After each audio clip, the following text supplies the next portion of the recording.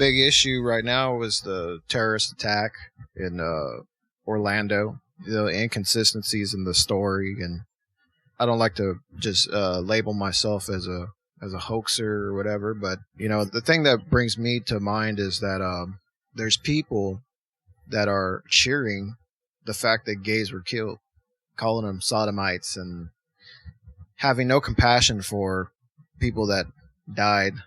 You know what I mean? It seems like a way to divide people into social justice movements for gay, lesbians, and queers to fanatical Christians who also say that they'll say that Islam is not jihad. Jihad has nothing to do with Islam, right? And that's what moderate Muslims say. But also fanatical Christians say that they should kill that it says in the Bible to kill gays. But then that's like the moderate Christians say that's not Christianity. So it's basically the same argument over and over on both sides. Two different religions that one says a false religion and the other says they aren't a false religion, you know what I mean? And they say basically the same thing, kill the gays. A lot of the heat that people are bringing to the tragedy is from what I consider the conservative, South, the Bible Belt, the Southern United States. There's a growing movement that if you see anything out there that fits your beliefs or ideas, you automatically pounce on it because it's so rare. It's not a common occurrence in the world to see something biblical happen. And I saw one pastor from a Baptist church, and I saw one other pastor, I think in Florida. Now remember, these are the same churches and the similar types of pastors that say, oh, we should have a burn the Quran day. There's many different, I want to say, iterations of this phenomenon that we see when something tragic occurs or something very questionable occurs, and you see a bunch of Bible-thumping Southerners immediately jump on it and say, oh, well, they deserved it, or that's what it says in the Bible, and we're not going to go and make a statement in support of it. So I do get that. I do understand that phenomenon that's happening. I have no comment on those type of remarks. What I will say on it is that in order for us to move past the tragedy, in order for us to move past it, we have to be able to look at it objectively. And if Southerners are taking that stance, then the liberals in the North, they shouldn't be the ones to go backwards on that.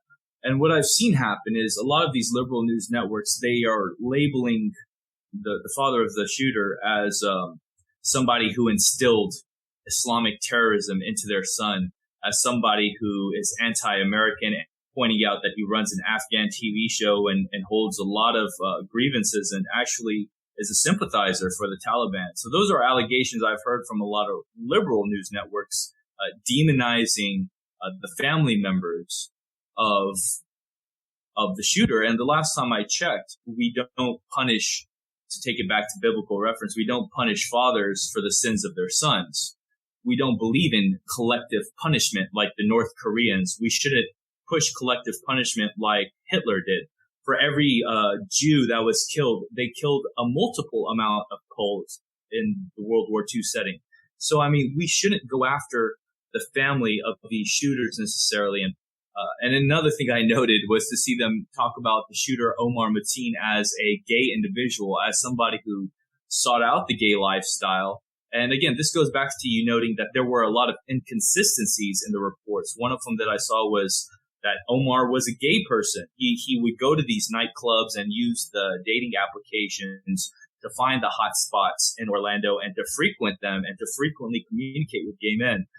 Now, in my own personal opinion, after studying a lot of these rampages or tragedies or massacres, a lot of these shooters have premeditated their attack. In other words, they've staked out their victims. They've staked out the location. They have a certain plan in mind. This was a guy who wanted to go to the police academy. He wanted to do law enforcement. He was a very calculated individual in that sense. The wife even admitted to going with him to check out the nightclub. So, I could understand some people reporting he might be gay. That's why he did it. But in a lot of circles now, there's talk that maybe he was just doing that so that he could know the location better, know all the exits, and know the people in there, and to know who in his mind was guilty of sodomy and that sort of thing. And the only way you know if somebody is guilty of sodomy is if you talk to them, if you frequent their locations, and if you learn their behaviors and see who they slept with. And that's in a sense what I see in the inconsistencies. Like Judge Dredd or something like that? Exactly. To me, I think it's the ultimate insult to the guy who committed a terrorist attack on 50 gay people just to say he was gay. And somebody brought this idea. This is not an original thought, but I agree with it. He could have been on those dating apps to maybe execute people, chop their heads off, and get them into his house and do a little Jeffrey Dahmer type stuff. You know what I mean? And absolutely. That's all you needed to happen is some dude in Florida chopping people's heads off and wearing a black mask and shit like that, and the FBI. Think of that angle. People in San Diego who did that terrorist attack, he's kind of like a copycat of them, but what if you had a new copycat of extremists holding people hostage and then chopping their heads off and nobody knowing who they are, and Jihad John, the FBI looking for them? Imagine the hysteria. Oh, yeah. You bring up a very good point there. Maybe they should do some background investigation on missing persons in that same area where that nightclub was and correlate it to see if any of those missing persons are gay and if they do, in fact, have the dating apps that Omar Mateen had. And, you know, if they do find one or two people missing, then it goes beyond a reasonable doubt that maybe he was hunting in a sense. Maybe he was killing and making people disappear, but maybe that wasn't enough. Or maybe he had trouble doing it. Or maybe he just got too nervous when he was about to commit the crime. And then he had a tipping point where he realized getting rid of one or two people here or there just didn't meet his standards of punishment. And maybe he felt that if he wanted to send the message out, that he had to do something more extreme. So yes, I completely agree with you. And the fact that this took place in a Florida setting at a club on Latin night rings a bell in my head of a scene from Dexter. You never know if this guy is a serial killer or not, or a crazy terrorist. All you see on the outside is, oh, he's a family man. He has children. You go inside his house. His kids' room has toys, and they have a Star Wars shower curtain. He looks American. He breathes America. And for all intents and purposes, he appears normal.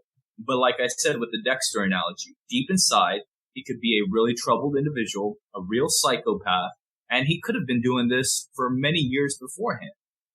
That, or he could be gay and closeted gay and hated gay people enough to kill him. It just doesn't seem, like I said, I think it's just the ultimate insult to the guy that killed 50 gay people, is just to say, oh, he was a homo himself. To throw it out there and the media running with it without why it's an ongoing investigation. There's nothing made public about him. One thing is, okay, so if he was gay, I'm pretty sure people would say, well, I had gay sex with him. And I talked to Steven, who's a gay, and I said, how hard is it to hook up with a gay dude? Oh, yeah. I think that just from the eyewitness accounts and interviews, the amount of people who came forward and said that Omar Mateen contacted them via the applications and asked them questions shows that the people who were interviewed were people who saw him alive. And if somebody did, in fact, sleep with him, I'm pretty sure they would have came out by now to explain that they did have contact with the shooter. Even if Omar Mateen was gay, there is no solid evidence that he ever committed an act of homosexuality, such as sodomy. So for that, in a sense, I really don't think he's gay in terms of his actions. Very true, very true. One of the things that I did want to bring to light, I noticed there was a shooting. One of the singers from The Voice was assassinated barely 2 miles away from the massacre. And the amount of time between that shooting and the massacre, less than a week, just a matter of days, if not a day. And to have that happen, and then to have the crazy massacre, and just a moment later, days later, a young boy was snatched by an alligator at the Disney resort. To have that kind of fear induced to the people. You have one, a psychotic, obsessed fan.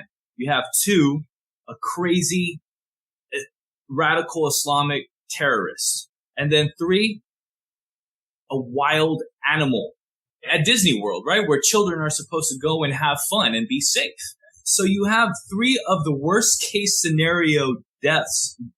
And especially in the Orlando area, the biggest tourist area in the Southeast, to have all those 3 happen in that short amount of time has pushed the gun issue to new heights that we have never seen before. I've heard reports of gun sales increasing into percentages that were never heard of in American history. So even if there isn't a political gun control factor as to why these events happen, the fact that the events happened makes gun control now an issue, if that makes sense. No, totally. As far as the political effects of it, Donald Trump is saying that, if people were armed, one person had a gun on their ankle or in their hip, that it would have stopped. But as we could see at that T.I. concert, when Troy Ave, it turned out that he was shot at and he was returning fire, and 3 people were killed, and there was a disorder inside that club just off of 2 people going at it with pistols, much less a guy that has a AK-47 or whatever he had, an AR-15. And they did have an armed policeman on duty at that club. So what is that to say that a gun would keep you safe? But I'm not worried about people having the right to have a gun. That's not an issue that I think is that important, because the police don't do anything to help you. It takes so long for them to get there. And sometimes you do have to defend yourself. People defend themselves from oppressors and maniacs since the beginning of time. Yeah, and I don't know about what nightclubs you've been to, but I've been to a few nightclubs in my heyday. It might have been a long time ago, but when I went, I always knew that the club owners had a gun in the safe. Regardless of whatever club I visited, the owners of that club had a bouncer or a security guard that knew where the guns were and had access to them. I don't understand how you could run an establishment that stays open between the ungodly hours of 9 p.m. to 3 a.m. in the morning, and you do not have one viable weapon on you in a state that allows you to have that weapon. It just doesn't make sense to me. Well, it did take 3 hours for any type of response by the police department. They had reports of people holding doors and trapping people inside, and it took so long for the police to respond to one guy. Almost like they're scared. Even the police officer that was on duty inside the club, he didn't fire that fatal shot. When Dimebag Darrell was killed, it was the on-duty police officer with the shotgun, the guy that killed Dimebag Darrell. And I did hear this from a couple eyewitness accounts that I think it was a young African-American male that was in the bathroom of this nightclub.